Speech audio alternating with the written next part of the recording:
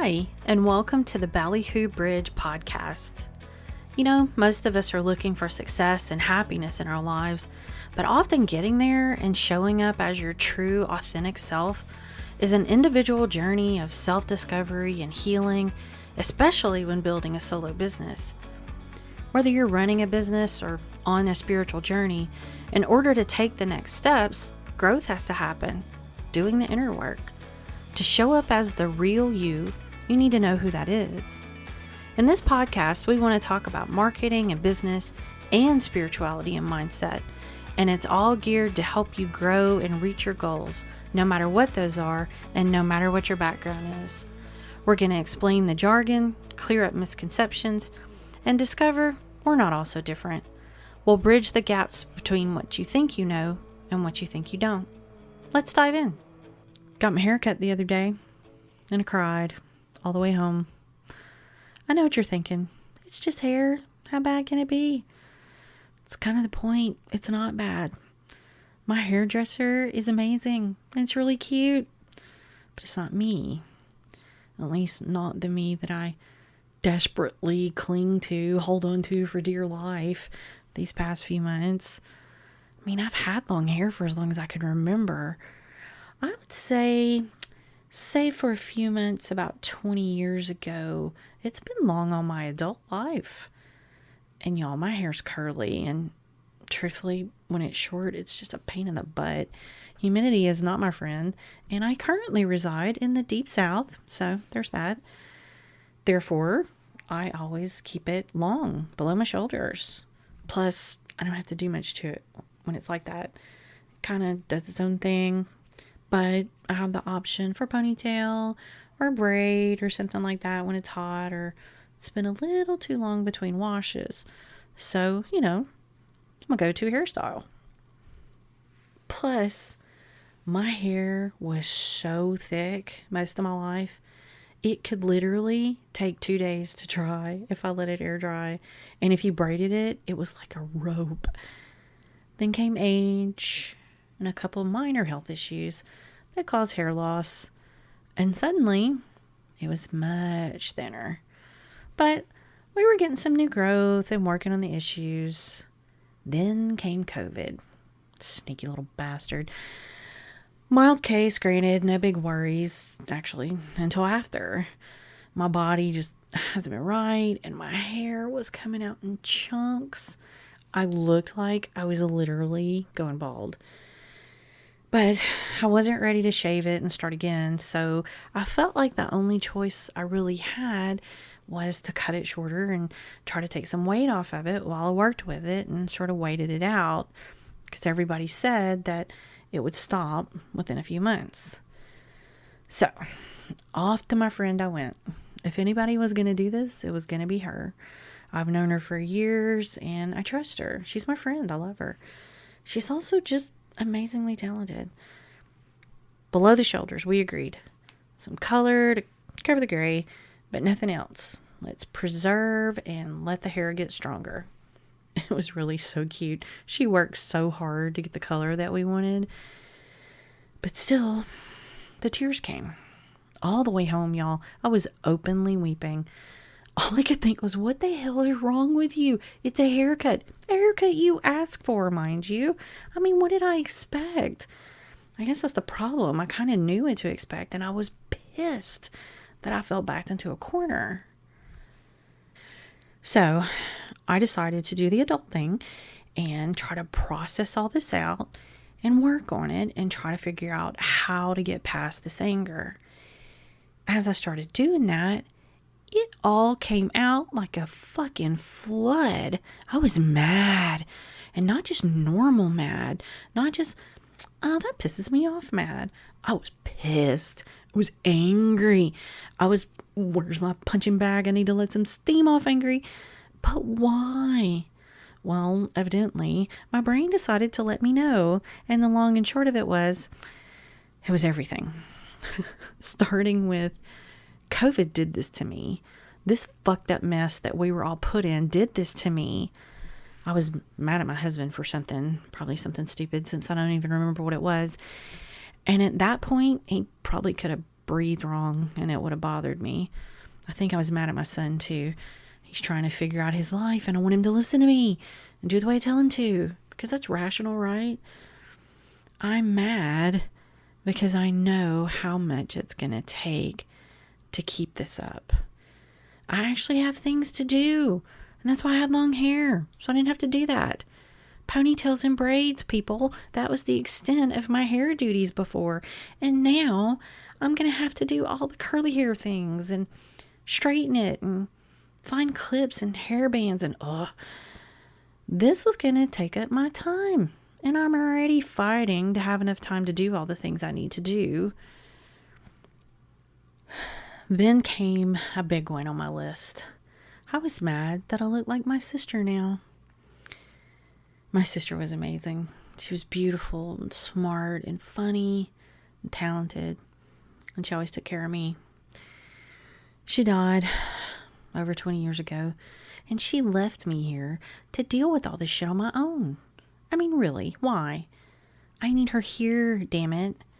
If she were here, she would have all the answers, and then she would give them to me. But no. I'm also mad that my body's not cooperating anymore. I'm having long COVID symptoms that are just messing up my daily life, and I'm tired of being tired and having to explain why I don't act like I used to. Anyway, there was more, but that's not important. What's important is it was kind of all me. This is projecting your shit at its finest, people. This is about control and my need to have it and the universe telling me no. This is a universe saying you wanted to change. Buckle up, buttercup. Change is a bitch. So where did I start? I could work through most of that and regroup and get rational again. I mean, after all, I was just letting my emotions run away with me. Very human, very workable. Let's be honest, growth can be painful, and I was letting the pain win. But I had to get to the core of what the real issues were for me to move forward. Sometimes it's true that the planets may be wreaking havoc on your emotions. Sometimes, yes, it may be emotional. But even still, something triggered that. Something got me there. And I needed to know what. Okay, you're going to hear this a lot here if you hang out at the podcast very much. A good place to start is to write it down. Journal it out. Let all those emotions out and then start figuring out how to change perspective or attitude, or sometimes you just have to let it go. Now, of course, when you're letting things go, that can include forgiving another person, but also yourself, and then moving on. That's a really good time to write a letter about all the things you need to say. And I do mean all. Cry, state your intention of letting it go, then light that sucker up, burn it, and send the negative away. Changing perspective and attitude is a little different. Journaling allows you to get the emotions out. You'll most likely start to see the pattern of what's really wrong as you write it. Then you can determine, is it me? Is it them? Is it the cosmos? Is it a combination of all of it? No matter who it is, you need to acknowledge your role, good, bad, or indifferent, and start to figure out how you're going to deal with that. For me, my husband and I probably needed to talk. I probably needed to apologize. He probably did too. If my emotions were all over the map, I can bet his were too, and he doesn't do all the woo things I do, so he just had to deal with it, and me. So we were out of sync and just needed to talk it out. Talk, hug, remind each other of the love and respect we hold for each other. Hold a space for each other to be honest, and then move on and do better. Okay, check that one off. Next, my son's fine. He's young, he's figuring out his life, and I need to let him. I'm here for him, and he knows that. But he has to make his own way. He has fears just like we do. I need to make space for him to feel safe. Miss Control Freak needs to roll her slow and just love him. Again, communication, getting on the same page. Check. Hug my son and tell him I love him. Got it. My sister is a bit of a different challenge. We'll have to talk one day about how grief isn't linear, but that's another day. Sometimes you just need to sit with an emotion, acknowledge it, give it a glass of wine, or share a pint of ice cream, let it do its thing. Grief can be like that. Sometimes you just have to let it work its way out. I don't need her. I want her. I miss her. And I wanted her to make this easy like she always did. But I can do that. I'm strong because she and my mom made me that way. It's going to be fine. Just need to pick some ice cream and have a good meditation to ground, reconnect, and allow myself to go through the process. The time issue. Well, that's about my choices, isn't it? Can't be bitching at the universe because I sometimes choose TikTok when there's a to-do list. But self-care is important. Rest is important. TikTok, not so much. But you get my point. Make choices and then own them. Do what's right for you and don't beat yourself up about it. The things will all get done when they're supposed to. When you need rest, rest. But now, what am I supposed to do with the rest of that? There was anger involved in that night that I can't necessarily affect change on. COVID just is. I can't fix it. I can't prevent it. I'm not sure I can even treat my symptoms. So I have to find a way to find my new normal. And that's a harder emotion to process. And the truth is, the anger and all those other emotions are valid. But how can I work through it to get myself to a place where I can release that anger and get out of victim mode? It's not healthy for me or anybody else. I wasn't quite sure what to do about that one. So I decided the same approach, actually journal it out.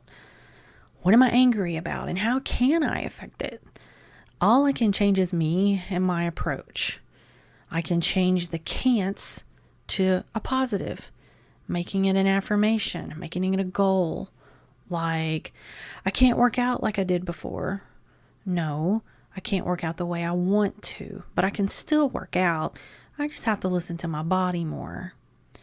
Or, I need to work, but I'm just so tired. That's your body saying you need to rest.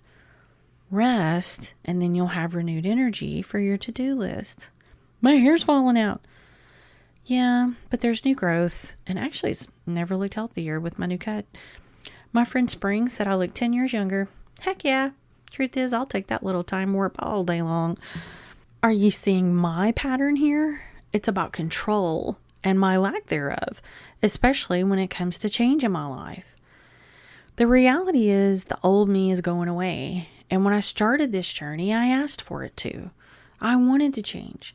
I wanted to live the life of my dreams, and I certainly wasn't getting there as the old me. We change all our lives. We evolve and grow. There are even cyclical changes that happen about every 7 years to our health and our bodies. It happens.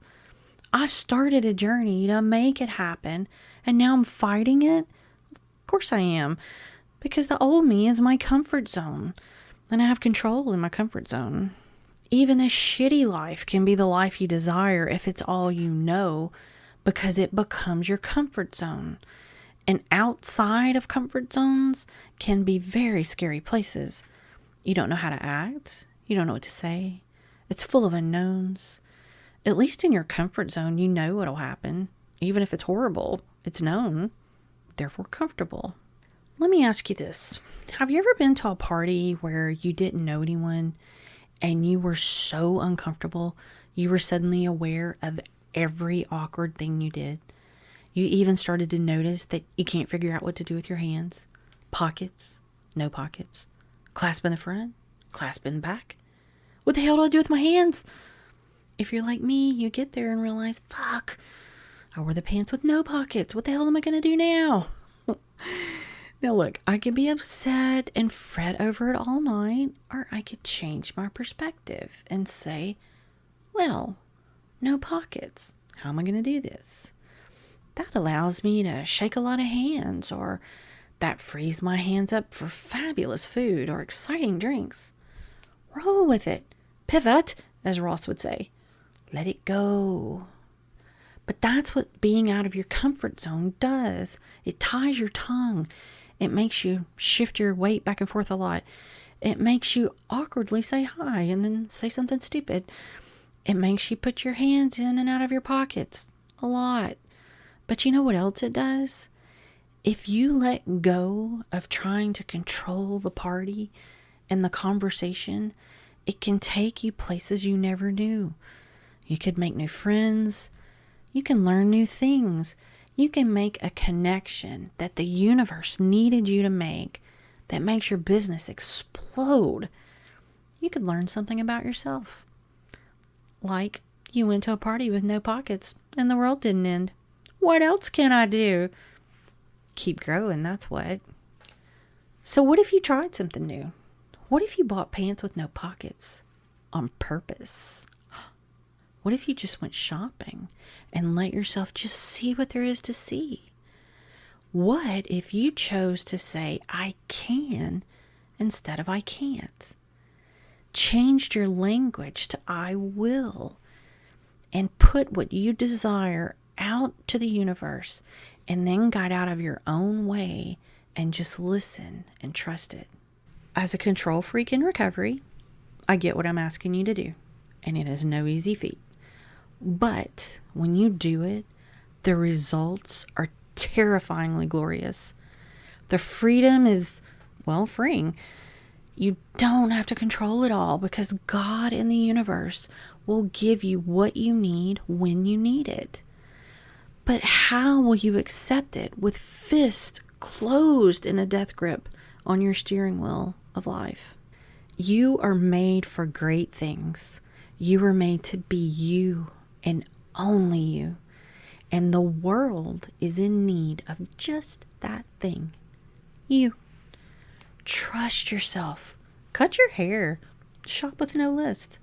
Do the thing. And then get out of its way. Thank you so much for joining us today.